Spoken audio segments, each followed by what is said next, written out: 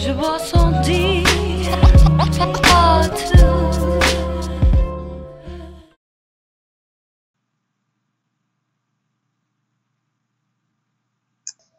What's going on, Internet?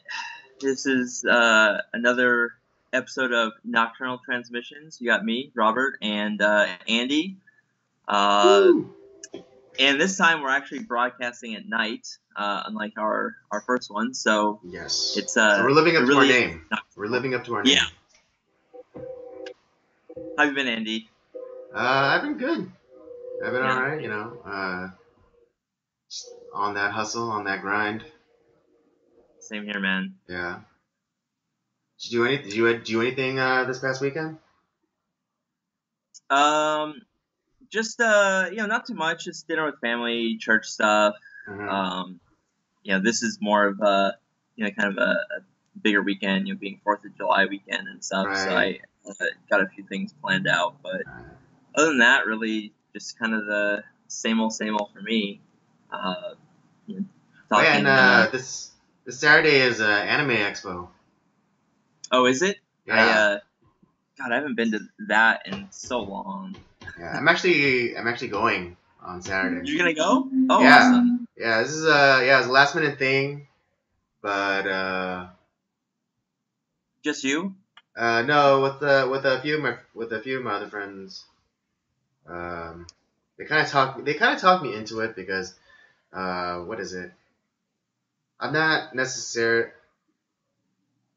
I mean, I'm an anime fan, but if you name some obscure anime, I probably wouldn't know what you're talking about. You're more of like you like some of the more like popular ones that everyone knows about, like that you've probably watched those. Yeah, I mean, although I know a few like of the old, like it's just because like the newer ones I'm not that caught up on. Oh. So yeah. I mean, if you like like I know about Yu Yu Hakusho or Hunter x Hunter and stuff like that. Okay, so you're like me then. Yeah, so it's just like the newer stuff that I haven't really kept abreast of. Yeah. And so the which one? Wait, well, we all know that Dancing Jason loves that stuff, but like, what's your favorite one? What do you like? God damn it. What was it? My big one? Yeah, what's your favorite one? My favorite one. Well, there I am again. Okay.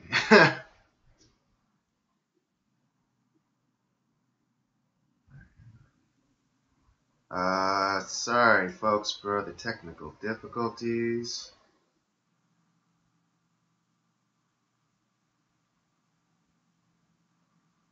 I'm not even showing up here.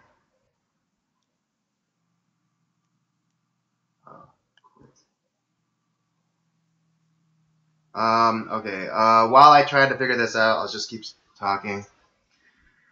What is it? Wait, what was the question again? I'm sorry. What's your favorite anime? Like, which one do you like? My favorite anime, I mean, of all time, is probably Dragon Ball Z. But that's every person that grew up in the '90s. Yeah. So that's maybe not be saying much, but I think that was one where that was one of the few that I read the comic more, and I liked the comic a lot more than watching the anime. And I don't know why. I just seem to like the comic more than the anime. But it was a very like good, really good story. I like same kind of the Akira Toriyama is a really good artist. And yeah. Did you know that the Dragon Quest series, Akira Toriyama has done all the artwork for the Dragon Quest series, video game series? No, but I'm not that. Yeah. Did he do anything else that I might know? I'm trying to think. He did. He also did the artwork for a game called Blue Dragon. It was for Uh-huh. Xbox 360. Right. So he's done a lot of. And, I mean, you can like his art style is very recognizable. Kind of Uh-huh. like the Ghibli art or something like it's kind of who it is that's like doing the animation. Oh, so it's very distinct. Yeah, Okay. yeah, it's like the color scheme that he uses, the lines that he uses. It's very like very distinct. Mm-hmm. Man, this is. Oh, man, why isn't it? For some reason, I can't get my video screen to pop up. So, what an epic fail. It would Well, happen. except that we'll just have to go on. I don't know. I'll keep working on it, but for the time being, it's just the pod. Yes, is on your shoulders now, Robert. Okay. Anyways, so you're going to Anime Expo. Just is it Dancing Jason going, or is it just like other friends that you have? No, other friends. Other friends. Yeah, That's pretty cool. Yeah, they talked me into going. Just so you know, you know, kind of as like a networking, Yeah. networking opportunity. Go, meet some people. There I am. Whew, okay. So what is it? Yeah, it was just You to back go and with us? yeah, networking opportunity to go shake, meet some people, shake some hands, uh, pass out some cards, and maybe drum up a little business for me, over the summer. Cause because That'll be it's summertime, and so I'm taking appointments now. Not that I wasn't before, but it was because it was a little because during the winter and stuff it was a little colder, and so not many people want to do headshots or whatever, or because of the holidays they might have put on a few pounds, and so they're right. not they're not photo shoot ready, to use some industry lingo, but yeah. So now that it's warmer, doing outdoor like headshots and utilizing the environment is a lot more ideal. I see. I see. Yeah. Well, good luck to you out there, Andy. That'll be fun. Yeah. At the very least, it is like pretty fun. You get there's some people that they do the cosplay costumes that they do. Mm-hmm. They do a pretty dang good job. Yeah, actually, what was it? I remember I went out to this meetup in LA, and it was an event for photographers, videographers, models, and other kind of performers to get together and meet and create expand their portfolios and create new work for themselves, and so it was pretty cool. And then I met this one girl who does do cosplay, and she's pretty good. I mean, we followed each other on Instagram, and then I saw some of her stuff. She did she's done Trunks from Dragon Ball Z. She's done I think like a few Clash on Titan cosplays. Yeah. Like actually of a Titan as it's like being formed with like the muscle fibers and like the sinew and stuff. That's awesome. And so I'm actually starting to get a little bit excited about that for Anime Expo coming up. Although as I've gotten older, I don't deal with crowds very well, and so The same. I'm Yeah, the I same remember. way. I remember I went out to the 626 night market over there out there in San Gabriel Valley, and it was just so hectic, and people all around and shoving. And I remember I was trying to get like some sort of, I forget, I think it was like Masubi, and it took like an hour and a half to get three little Masubis, and like in there like almost a fight broke out because people were like cutting, or it's like they just like or they friends meet up with friends, and so like they let them come into the line, and just like, yeah, I think like almost I believe a fight almost broke out because of it. Jeez. Yeah.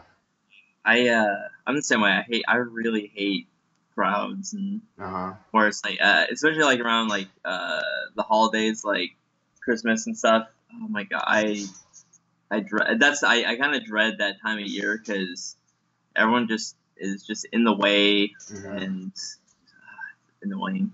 That's why a lot of my friends ask me like, "Hey, do you want to come out to Black Friday?" It's like, yeah, I don't screw that. Like, I don't want to camp outside a store at 3 in the morning on after Thanksgiving, and then then fight, have some old lady like elbow me in the face just to get like a better price on a TV or something stupid. No, absolutely. Yeah, because my sisters and some of our cousins, I remember, I think they didn't do, I mean, it wasn't a tradition, but I do believe they have done it a few times. And I remember hearing stories of how one of my sisters would almost get into fistfights, or there's at least one time she almost got into a fist fight with a woman over a parking spot. Yeah, it gets crazy, man. Like that's not what that's why I just like I avoid all that stuff. Right, and I mean, what is it? Sometimes sometimes Black Friday, you don't even save that much. I mean, you could, there's sometimes where you get better deals like during the first 10 months of the year. Right. So. And and then they also have like now the was it the Cyber Monday deals? Oh yeah, Cyber Monday. Yeah, the Amazon and stuff like that. Yeah. I saved a ton of money on games like during that, so I was like, screw going on Black Friday. I'll just buy my stuff online. Any 4th of July plans? 4th of July. Well, because actually we're scheduled. Our next broadcast is I think 4th of July. Oh shoot! Right. Ooh. Okay. Well, let's wear our red, white, and blue. I'll make sure I have the American flag behind me. Right, and I'll wear the Uncle Sam hat. Oh, there you go. If I can remember where I left it, or even if I still have it, or I'll just wear my American flag bandana. America. But are you doing any like barbecues or anything like over the weekend? Not that I can think of right now. I don't believe so. But I mean, it's very rare that or at least recently, it seems like a very rare thing that I would have 4th of July plans. I mean, more recently, it seems like there are more like spontaneous things where some friends that haven't gone out for 4th of July weekend are left, left back at home, and then sort of like, oh, what do you want to do? Oh, let's just get together and do some things. Okay, so we'll have so the remaining the remainder of my friend group will have a barbecue, or try to go see fireworks, that kind of thing. Yeah. Well, yeah, I have like a one like barbecue with some friends after church. So that's gonna be that'll be fun. Have some good food, have some drinks. I'll bring some of my party games, so we'll be having a good time. And NASCAR at Daytona again, so that'll be something I'll be watching. Ooh-wee. Me and my love for NASCAR, so that's always fun. Right. What since we were kind of ended our last podcast talking about food, what are some things that you like for like a good barbecue, like for 4th of July, or any sort of barbecue that you might do? Like what do you like to have on deck? I mean, you can't knock a good good backyard barbecue hamburger. True. Chicken wings are good too. Yep. What else?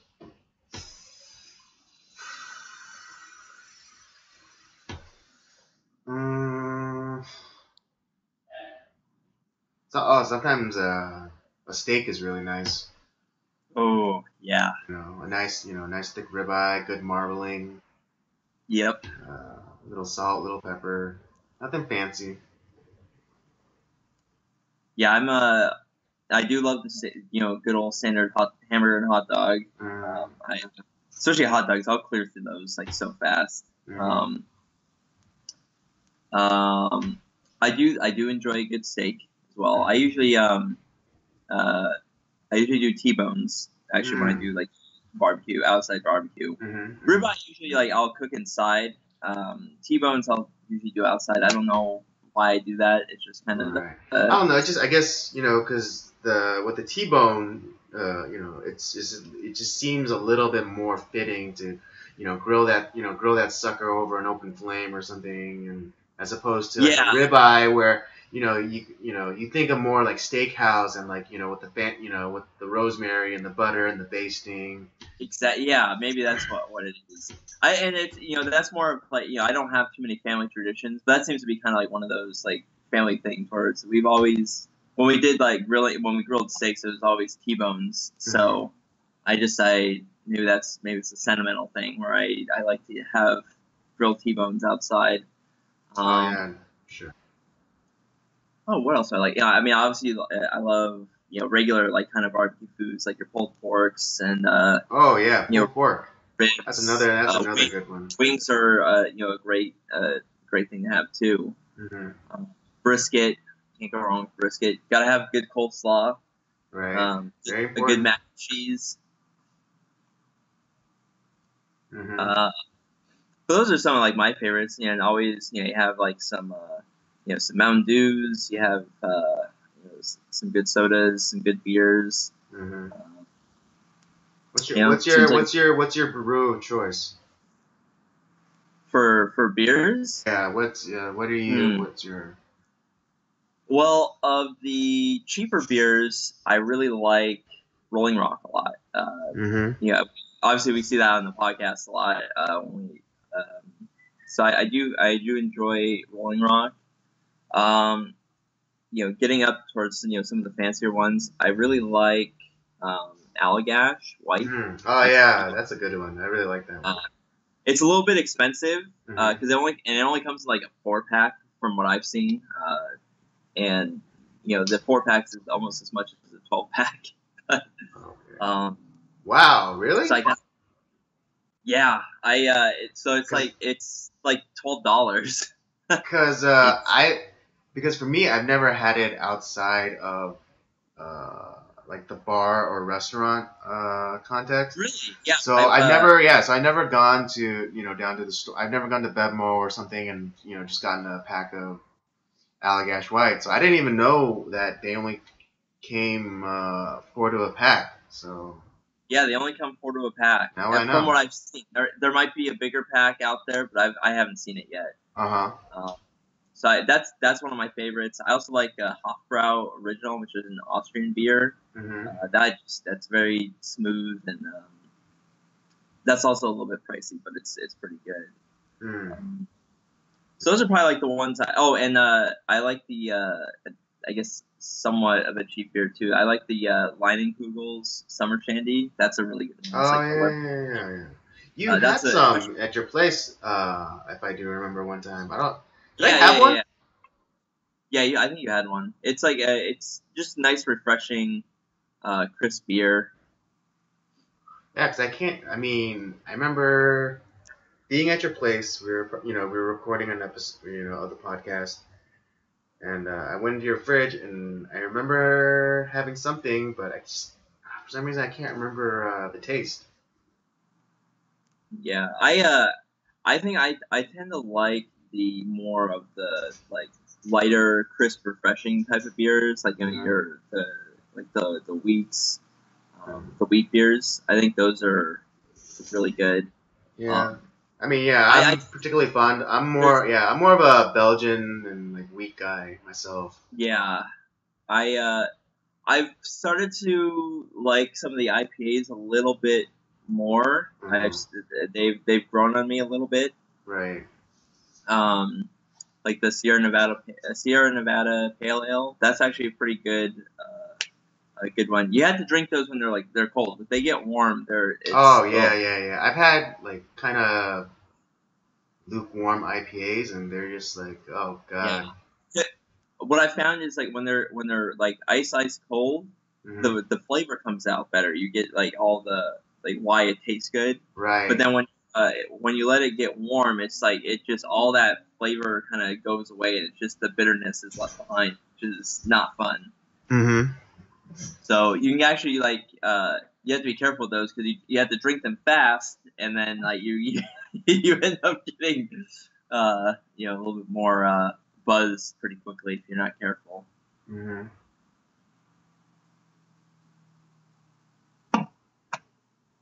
Yeah. Say something. What was that one? I think I think it was with you. I think it might have been when we were at Pineapple. Mm-hmm. But there was like that. I think you ordered a beer, and it started off sweet like a wheat, but then it finished like a IPA. Am I crazy? I'm trying to think what that one might have been. I can't think of it at the moment. Yeah, because I remember. Yeah, because and I might have been trying one too. Yeah, I'm pretty sure I was with you. I like this distinct. Because I don't know why. Because I keep associating with you, and I'm pretty sure it was. You know what it was? Right? It was that time. It was like a couple weeks ago when we were at Pineapple and for trivia night. It's like North Shore or something. Yeah, probably. Yeah, that was pretty good. Yeah, I was like surprised because again, it kind of had like that initial sweetness like a wheat, but then it finished like with that bitter hoppiness of an IPA, which I thought it really worked. Yeah, that was a pretty good one. I'll probably order that again. That was a good beer. Yeah, I think and if we go back again, I'll probably order it myself. Yeah, I was just like, hey, you know what? Let's experiment a little bit, see, check it out. I might do that because they know me pretty well there. I could probably like, hey, can I try this out before I buy it? Like, cause there's some there where it's like, just a little sip. Yeah, I wanna check it out, but I don't like if I don't like it, I don't want to be on the hook for it. Yeah, you don't want to get married to it. Yeah, and Devin, he usually hooks us up pretty well there. He takes care of us. Yeah, you're like Norm up in there. They walk in, it's like Rob. Well, it's was it Brandon? My friend Brandon and I we used to go there all the time, and we actually were going there like a couple times a week at some points, and we were like kind of the Norm and who's the mailman? Cliff. Yeah, Clavin. So it's just kind of like the Norm is like where everyone like knew our name. Yeah, it's funny because my pastor used to call me Clavin That's all kind the of an time. He's insult. like, and then he's like, you know why I keep calling you that? And I was like, why? He's like, cause you're full of you're full of useless information. Well, see, the problem is like Cliff. Not only was he full of useless information, it was all like wrong. That he was an idiot. Oh, that's right. That's yeah, because he had like Yeah, useless. He had that's what I was useless like. That's what it trivia, is. but more often than not, he ended up being wrong about it. Yeah, he was like, yeah, it was that was the running gag. He was completely like, wrong about everything. Mm-hmm. He was an idiot. Right.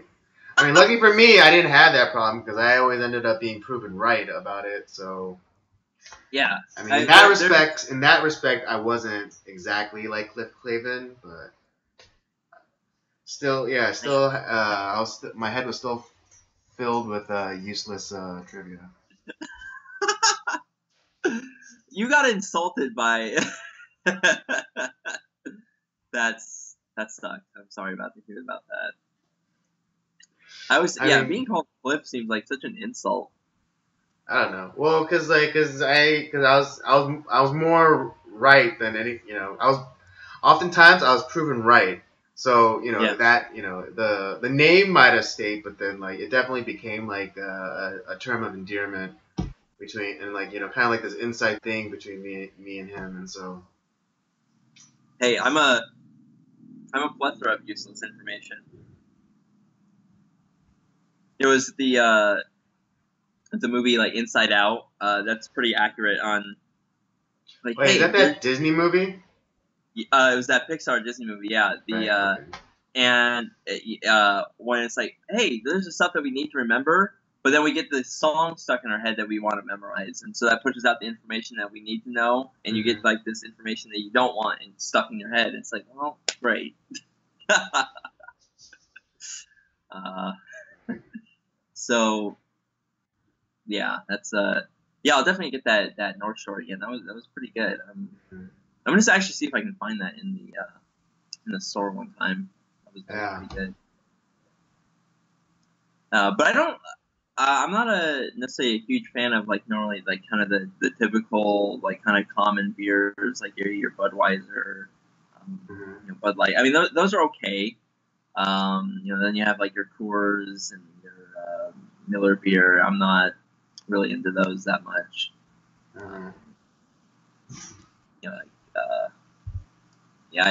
I don't know why I'm contrarian like over here where I kind of like Rolling Rock. I think it's a good beer.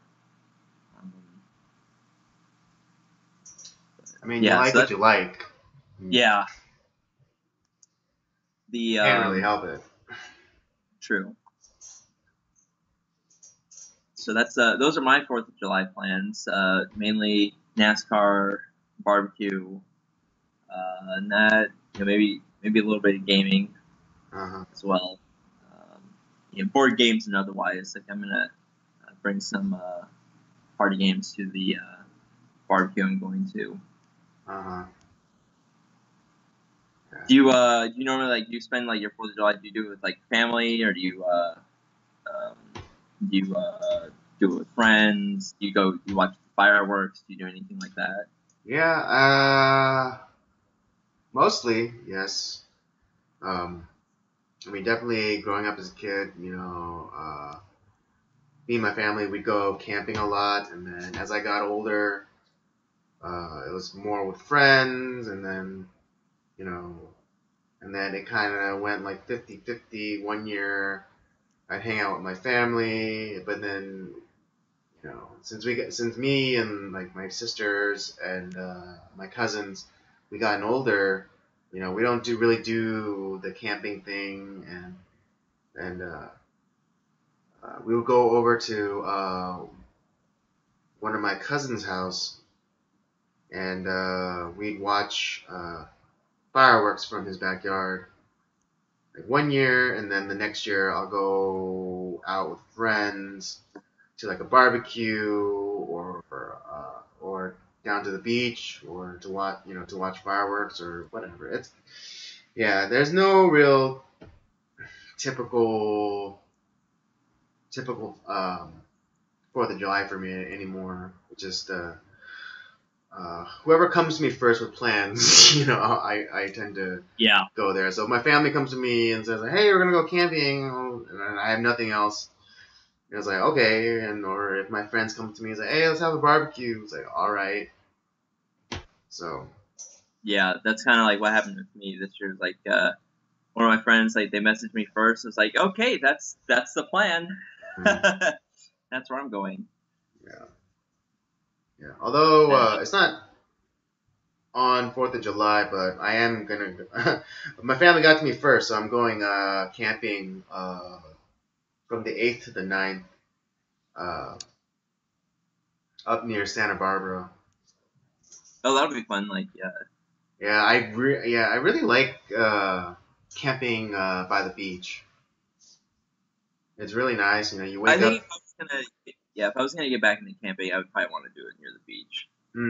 Yeah, I mean, you wake up and you wake up to the sound of like the ocean and the smell of the salty air and all that good stuff. The you gonna watch any movies this weekend either?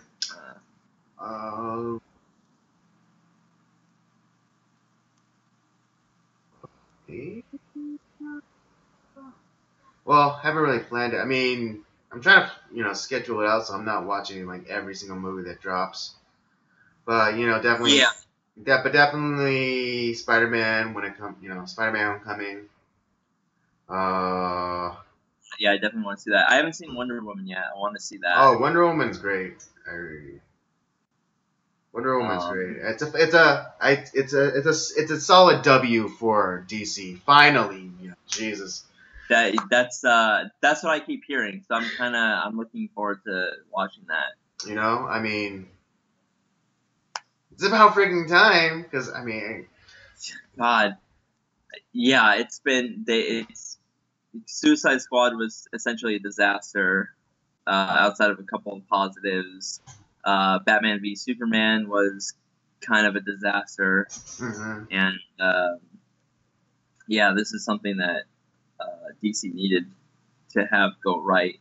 So I'm hoping like this is kind of like more of positive momentum. Justice League will be good. Yeah, and moving forward, that the movies will actually be pretty good.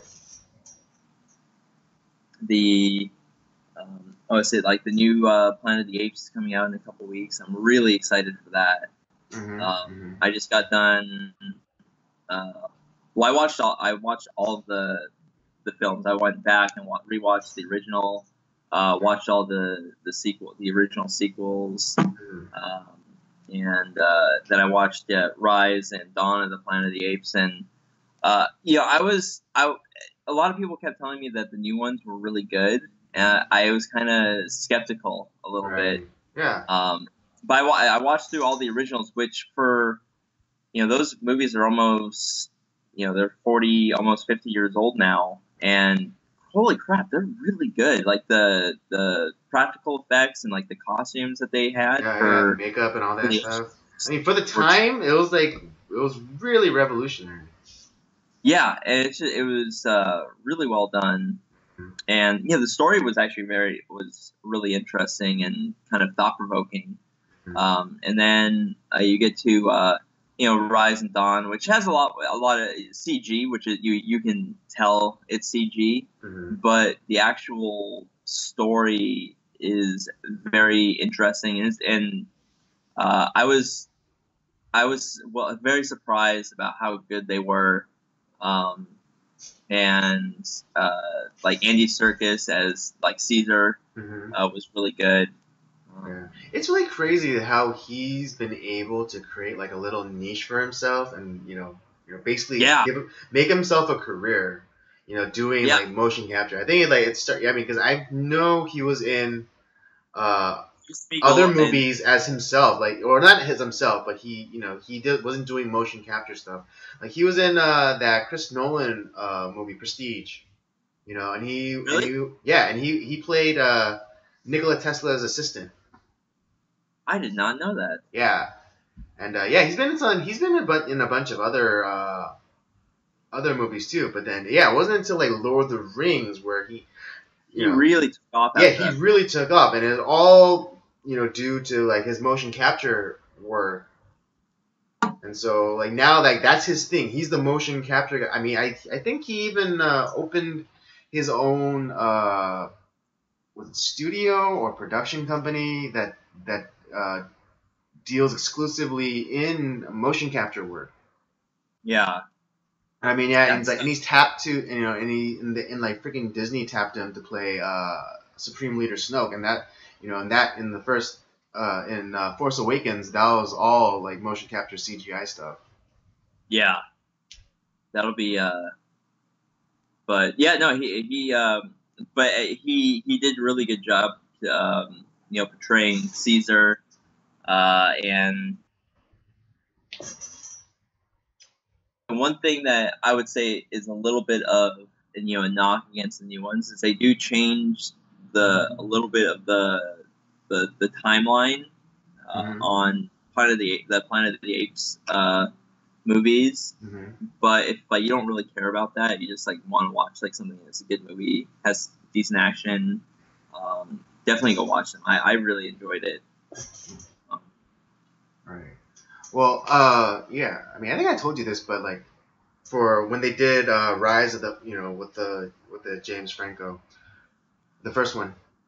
Yeah. The way they kind of tie it to the Charlton Heston ones was they drop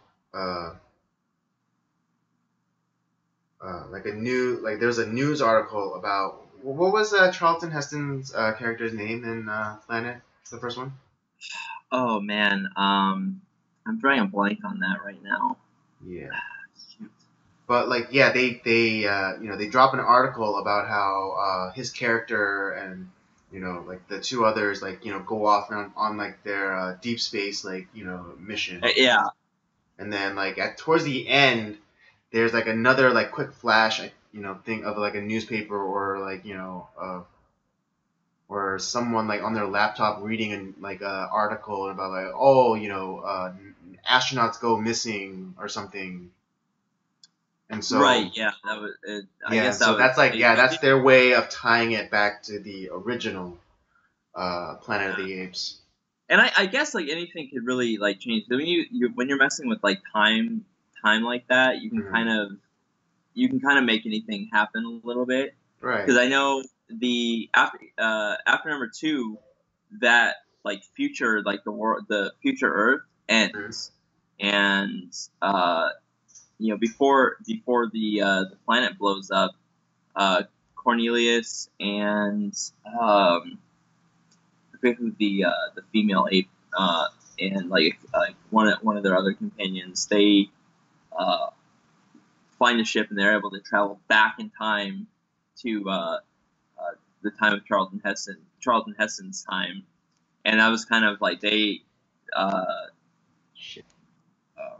they were kind of dealing with like all that stuff, and Caesar was born out of that through that, and then there was just this hatred towards the apes, and it was a little bit of a different different how the new ones dealt with it, where it was more of they were experimenting on trying to end Alzheimer's, and they ended up creating this disease that made the apes like sentient and stronger, smarter, and killed off a lot of humanity. So it's a little bit of a different way of, and maybe that was how it initially happened, like how when Heston and his crew like land on future Earth, and it's just kind of a wasteland. It could be that's how how it initially happened. So who knows?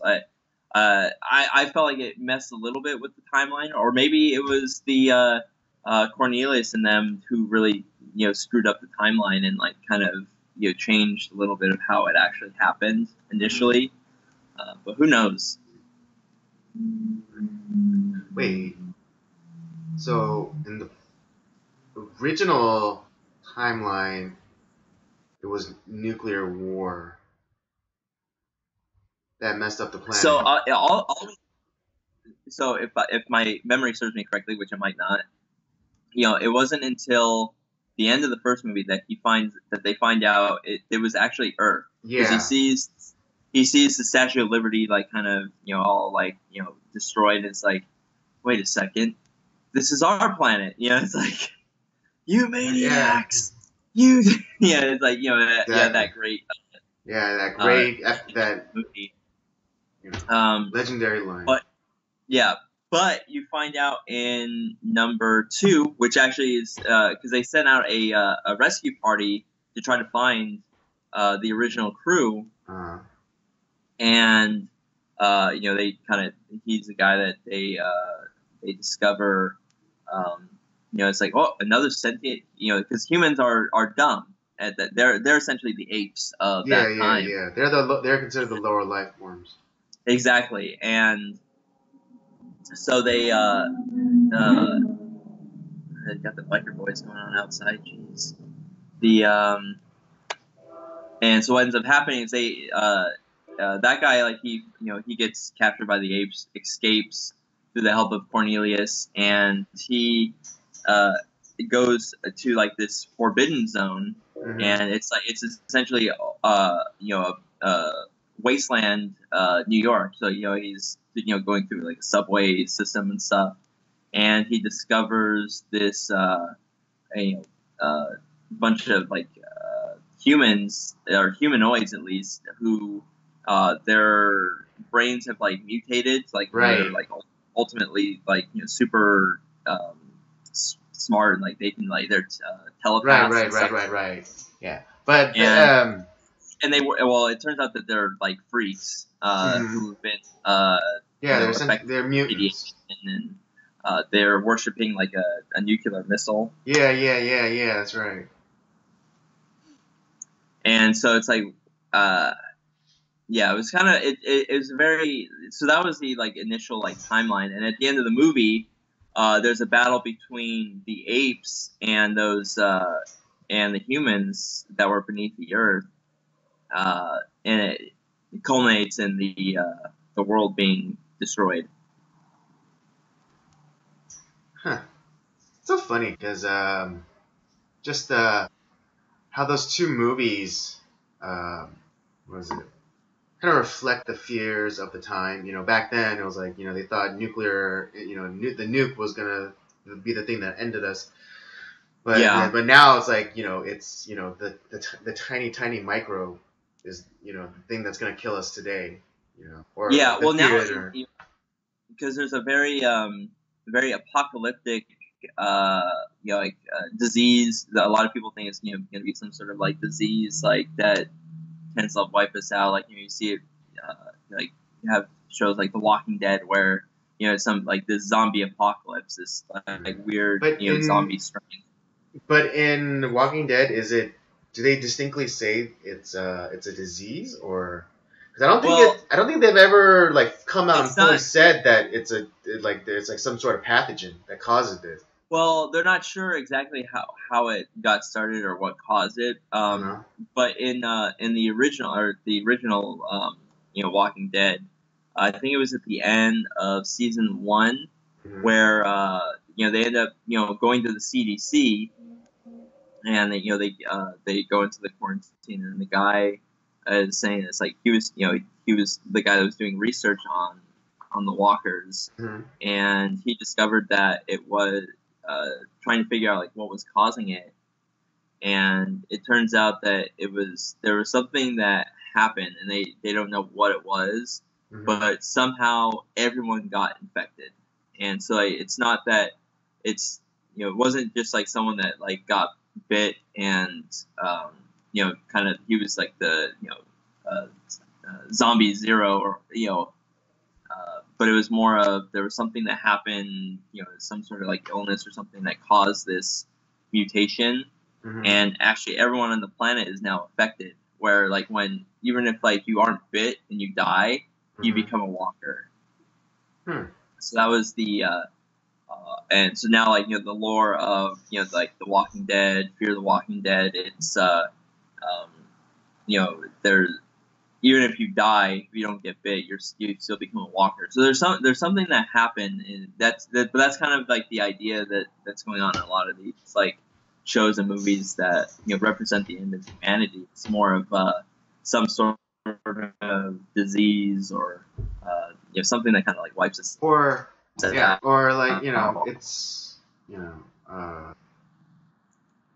it'll essentially be our own making, but then it's just really techno horror.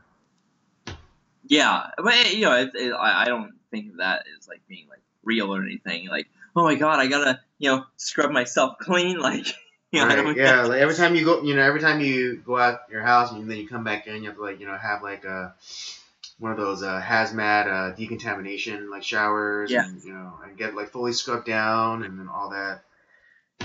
I figure if I get sick and it kills me, it's like it's my time to go at that point. Right? I mean, I'm not gonna stress too much about it,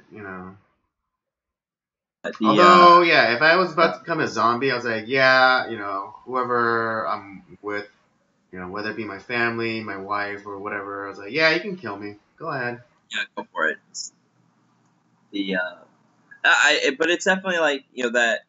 But you're right. Like movies, from like back in the 50s, 60s, 70s, like that nuclear Holocaust kind of. The shadow of the mushroom cloud was was the fear of everyone in the world, and that's why you had like movies like I think like The Day the Earth Stood Still, which I think that one from like was it the 50s or the 60s, like around the 50s or the 60s, that was.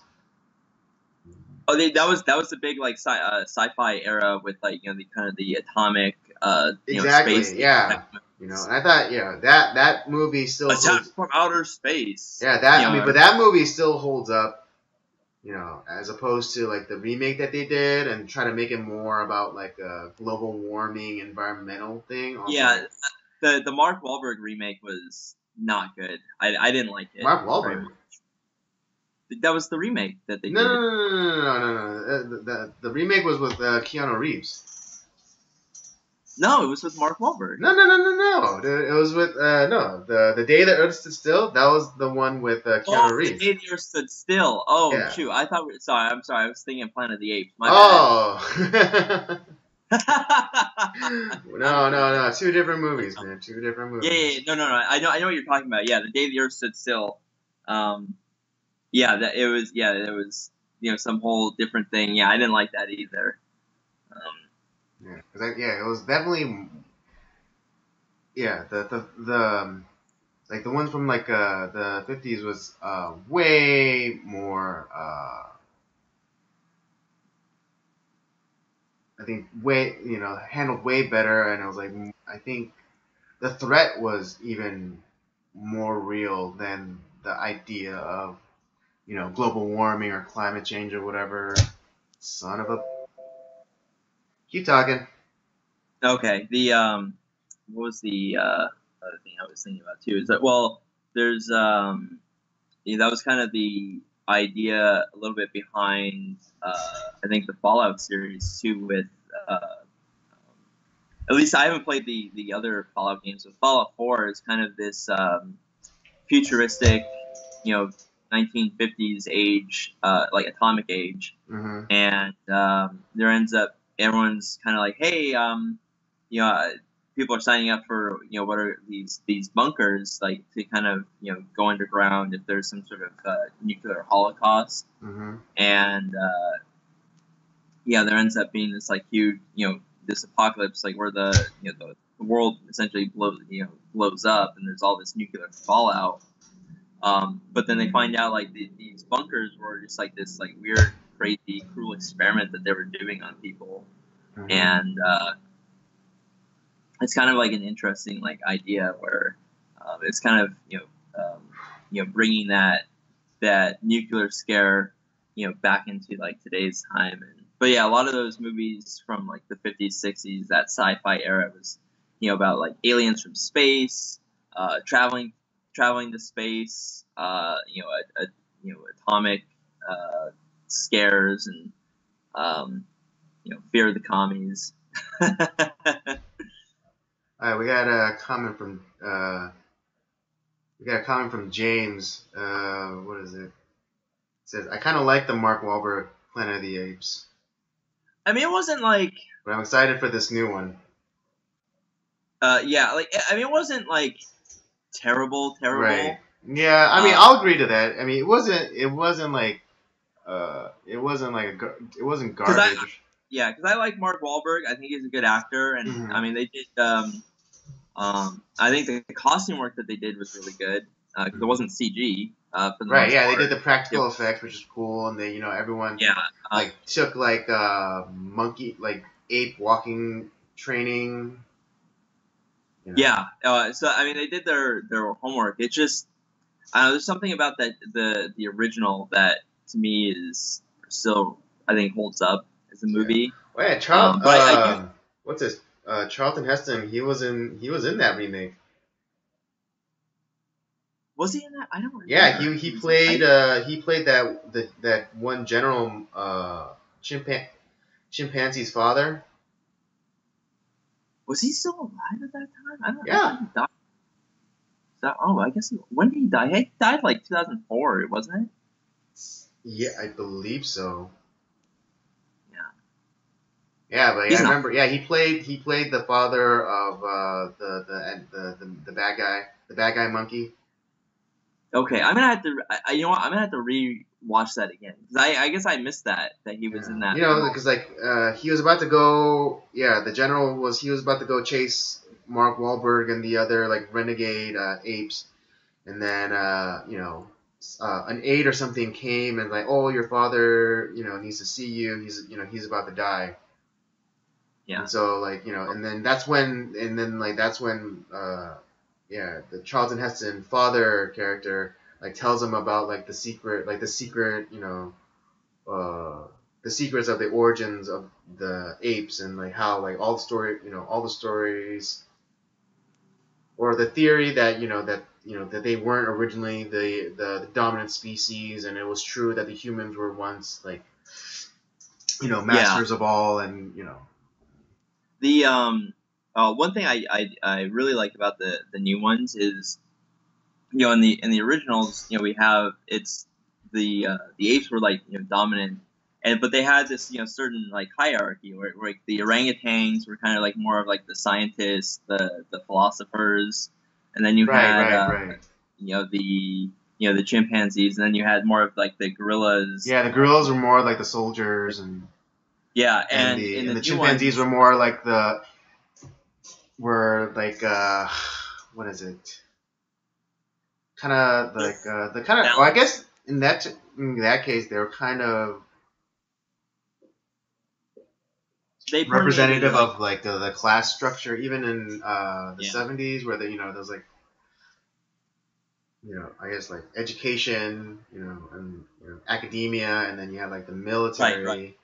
And then like the chimpanzees represented like everyday people. Yeah, that was kind of what it was. But you're starting to see how that in Rise and Dawn of the Planet of the Apes, you start to see how like that hierarchy is being set. Right. Yeah, because in what was it, Dawn, like that orangutan. Maurice. Yeah, Maurice. He was the one that teaching all the little apes, how to read and write and whatever.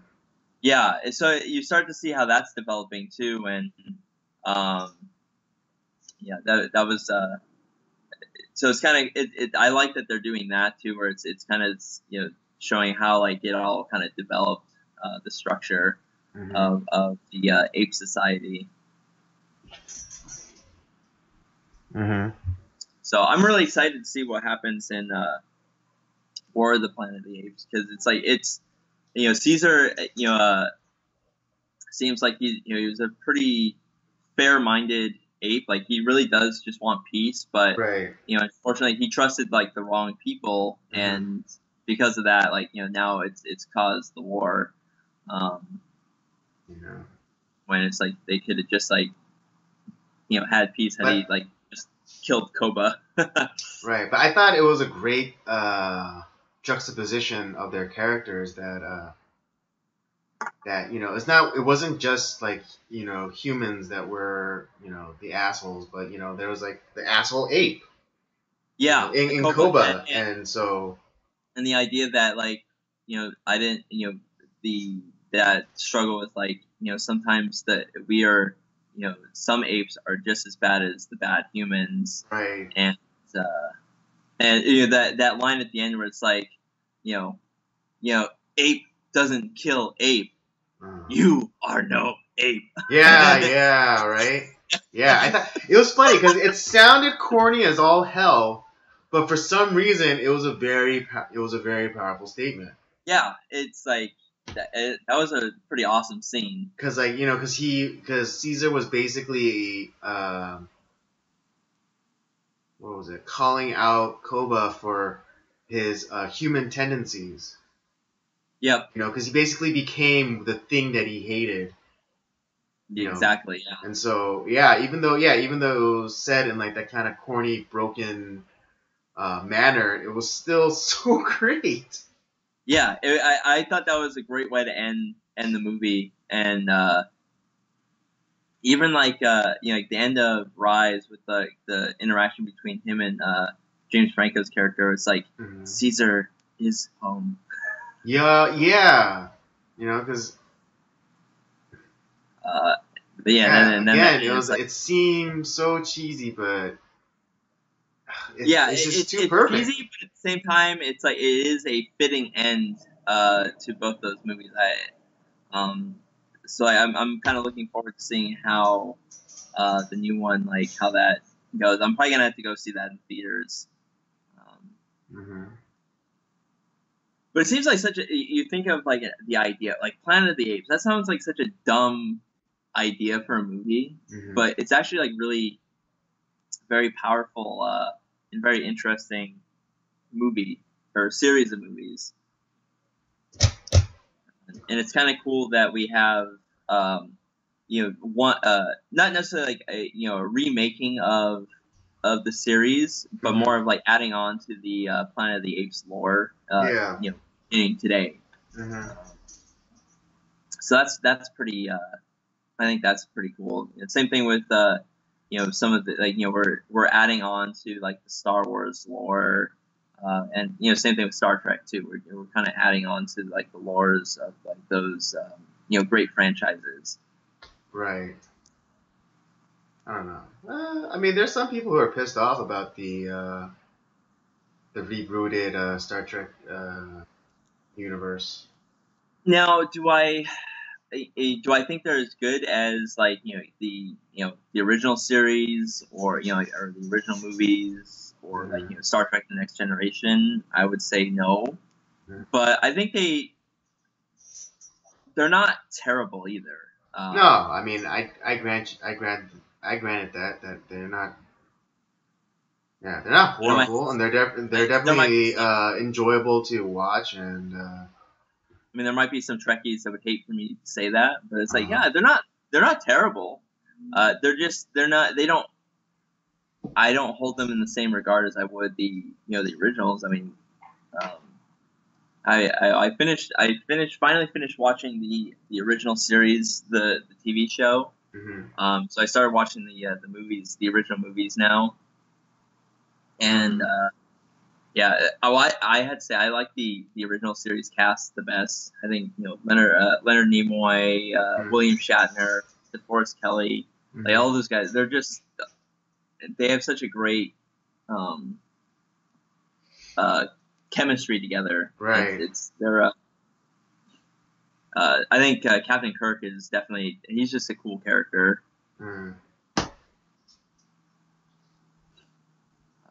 So but Chris Pine and like all those guys, I think they do a pretty, they've done a pretty decent job with. I mean, in terms of physicality, I think Zachary Quinto does a very good job.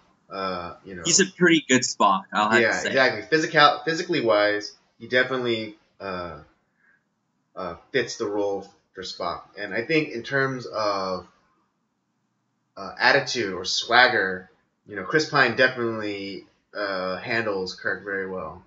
Yeah, The one thing that I would say I don't like about the new ones, and this is the reason I like Star Trek, is because it's not necessarily about like the action or like the or anything like that. It was more of telling a story, exploring Right. space, and Yeah. kind of it was more of a cerebral kind of experience. Where Yeah. it's characters developing, and it's figuring things out, and like the new Star Trek movies, it seems like there's a lot more of we got to have actions and flashes and bangs, and it's not about yeah, like more phaser battles and whatever. it's not like the crew working together to figure things out. It's it's kind of like we gotta swashbuckle and punch our way through situations, and that's Right. that's Yeah, I that's mean, the there's the famous story, about that Nichelle Nichols, Lieutenant Uhura from the original series, tells about she one day went to Gene Roddenberry's office and was like, I know what you're doing. And it's like kind of like puzzled, like what? It's like, I know what you're doing. It's like, what you're doing is telling morality tales in space. And then he just kind of looks at her, kind of like almost mischievously, and just like shh, yeah.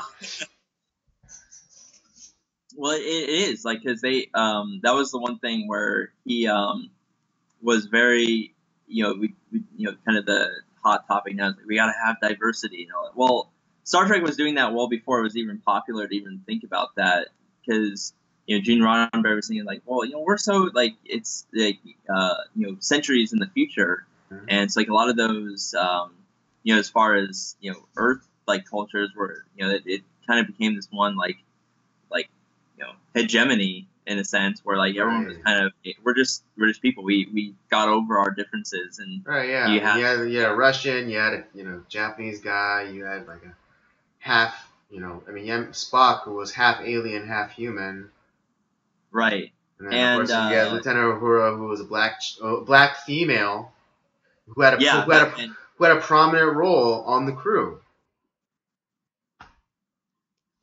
and which so is pretty groundbreaking at the time. right, But it yeah. wasn't, and see the things I like about that too, it's because nowadays a lot of that stuff is just kind of it's thrown in your face, like it's like here, be diverse, it's right here, like, and they're kind of Right. like waving it in Yeah. your face, whereas Star Trek did it in a way where it was just like it was in the background, and you didn't care It was about it. there, but it didn't need to be. It didn't need It to wasn't be stated. thrown in your face. Yeah, it didn't. Was, it was there, but it didn't need to be. It didn't need to be stated. It was just there. It was And powerfully it was understood. subtle.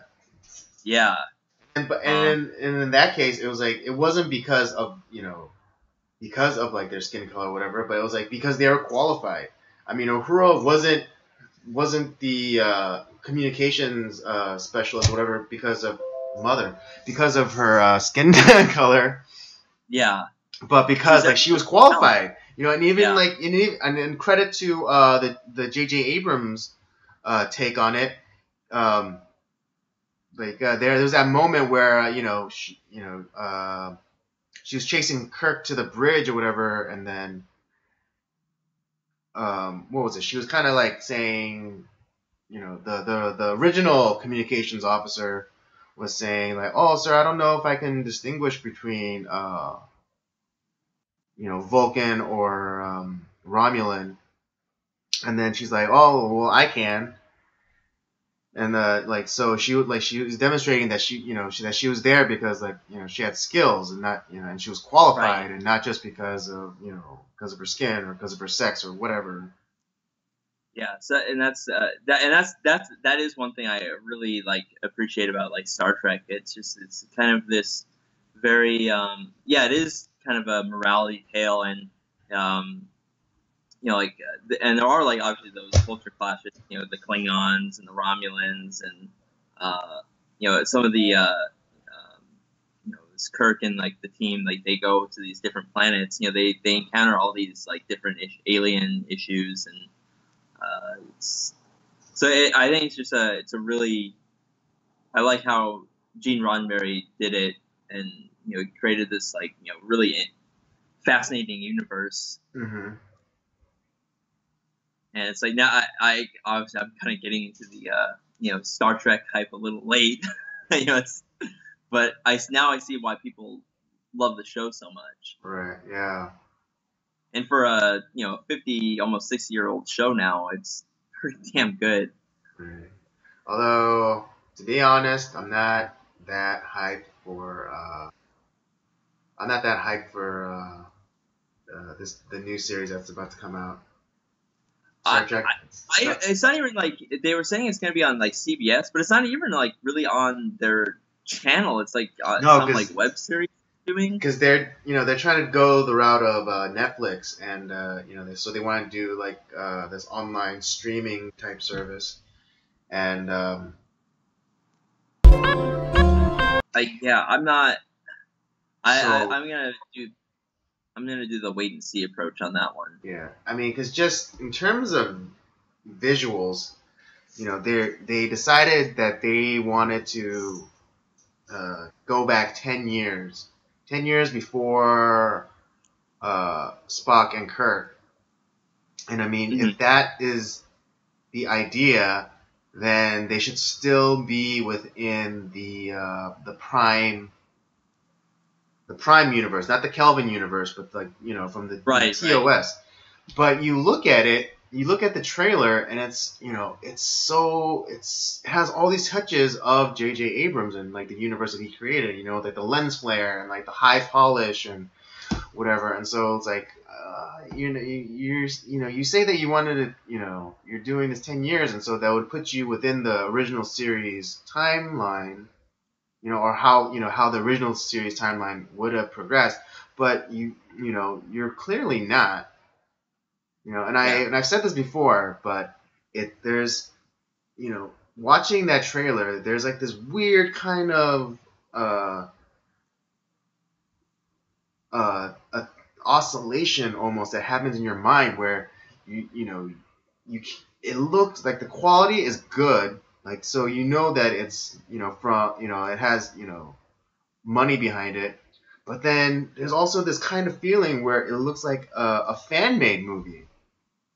Yeah, that's what I've heard about that. Yeah, and so, like, I'm watching this trailer, it's like I couldn't help but, like, in my mind keep, like, kind of, like, oscillating, like, legit production fan film, legit production fan film. And it's just like, what are you doing? It's like, CBS, what are you doing? Yeah, that's I've been hearing that too. I haven't really looked into anything about the new like series that's coming out. I want it to be good. I want it to be something that like lasts a while, and it's kind of a new TV show Star Trek series. That'd be great, but we'll see how that goes. Anyways, we're coming up on. We've been going for. Yeah, we're coming up on over an hour. Okay, so I think we should that should be good for now. Yes. Actually, honestly, I did not keep track of time. We were having a fun time. What was that? I was saying I didn't even keep track of time. We were having such a great. I was starting to have a great time with our conversation. That's how it usually goes, right?